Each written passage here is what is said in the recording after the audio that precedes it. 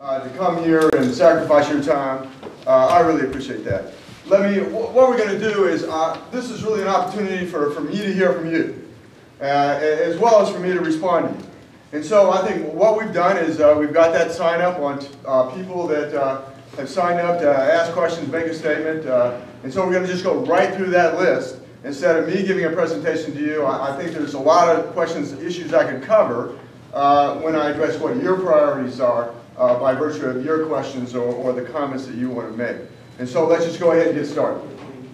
Okay, the first name on the list is Richard Sotelo from Littleton. Yes.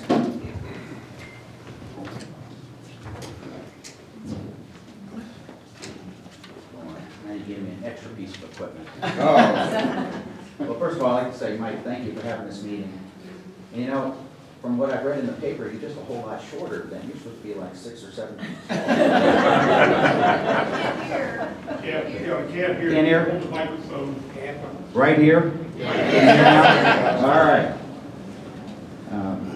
My name is Richard Sotelo. I'm retired from the Navy, and I'm a disabled veteran. I work for the United States Postal Service. I enjoyed so much working for the United States Navy, I thought I would continue to serve the country and deliver the mail. Seemed to work for me. I want to tell you, this day is important to me. I took a day of annual leave just so I could meet Mike. It's not important for me, but I just want to let you know that I had to make a sacrifice to do that.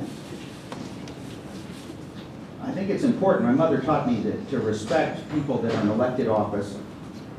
It's important that we respect Mike, because this is a tough job. He has to be responsive to all of us. And he didn't set me up ahead of time. Something I learned growing up. Now, if I could quit now, this would be good. Now I'm starting to get nervous. All right. Here's a couple of statements I'd like to make to you, Mike. We elected you, all of us, Republicans, Democrats, and Independents, elected you to get along with the rest of the members of Congress. Oh, now you can hear me, huh? Yeah. To get along with the president.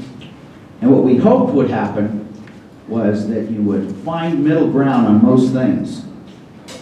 Now, when members of you and your party, and I used to be a member of that party, stand up together, and everything that comes down the pipe from the president is a definite no, it just looks bad. And the vote that you took on with Paul Ryan and the way you want to change Medicare is absolutely horrendous.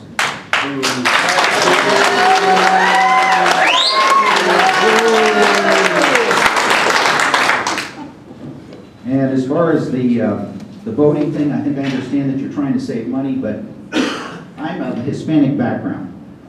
And when you pass legislation like that, when it gets down to the local level, people who look like me end up getting not able to vote.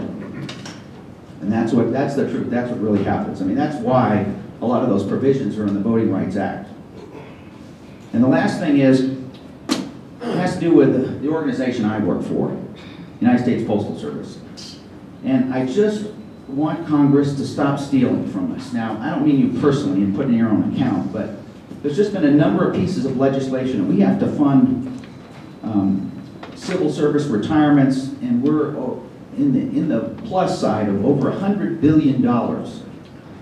And on top of that, this legislation was passed in 2006. It puts a tremendous burden on us, $5.5 billion per year to what's called a future employee health benefits. And it's just, you just need to repeal that entire bit of legislation if it was my choice. But anyways, Mike, thank you for the time. Thank you. Thank you so much.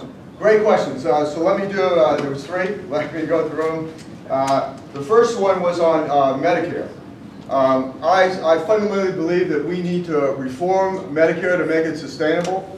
And I think that if we can move forward with a reform relatively soon, I think we can do that in a way that is not very dramatic. I think the longer we wait, quite frankly, the more grease-like the country looks and the more dramatic the solution. So I think that, and what Paul Ryan's bill does, it says for those below age 55 is where we're going to make the changes. And for those below age 55, what we're going to do is that we are going to, first of all, make it income adjusted so that wealthier folks get less of a subsidy than lower income folks and folks with chronic illnesses.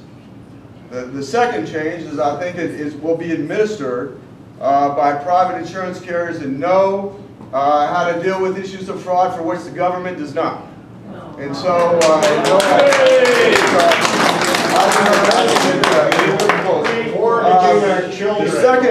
the second question is on the voting issue. And so, what the provision that I want to repeal of federal law is in the section 203 of the 1973 Voting Rights Act. And it does not give a right to someone who doesn't speak English to have a ballot in their native language. What it says is that if a political subdivision reaches a certain threshold of 5% of their voting age population, or 10,000, whichever is less, that everyone in that political jurisdiction will get a dual language ballot. And there is no funding for it at the federal level. So I think that, and then the metric that it uses to establish that, I think is fundamentally flawed. And let me tell you this, I mean, I went to school in Mexico as an undergraduate student, University of Veracruz, for 4 semesters. I spoke Spanish as a U.S. foreign military liaison officer for one of my assignments in my career. And I used to do interviews in Spanish when I was state treasurer and secretary of state. I stopped, well, actually, state treasurer. I stopped doing it when I volunteered to go to Iraq with the United States Marine Corps and tried to pick up Arabic and then blew off my Spanish. I want to get it back. But what the law says is the metric that is used by the Census Bureau, and it uses the long form of our census documents in terms of determining the threshold. And so the way the question is worded is your comprehension of English, if you're not a native speaker, is it very well, somewhat, not at all? And so if you circle anything other than very well, you're considered English deficient. And it goes into those numbers. Let me tell you, I would have never considered myself above fair in Spanish. But yet I certainly could have read a ballot, with the exception of some of the ballot questions that you can't even read in English. Now, county clerks in Colorado, there are 10 counties right now that have the mandate. The administration is looking at adding another 16 counties. Arapahoe County is one of those counties in this congressional district. It would add $350,000 to the cost of every election by having to mail dual language ballots, for instance, in this odd year election, to every single voter. I mean, why not just have it for the voters that need the help and request it? Why not just have sample ballots in different elections? You know what?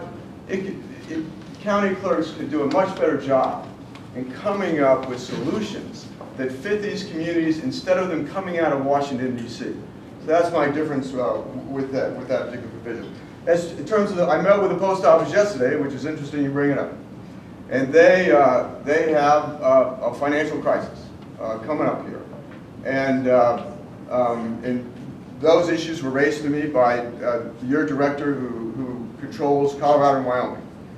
And I think that they're about the issue of funding some of this stuff that he thinks that the numbers are wrong. And I'm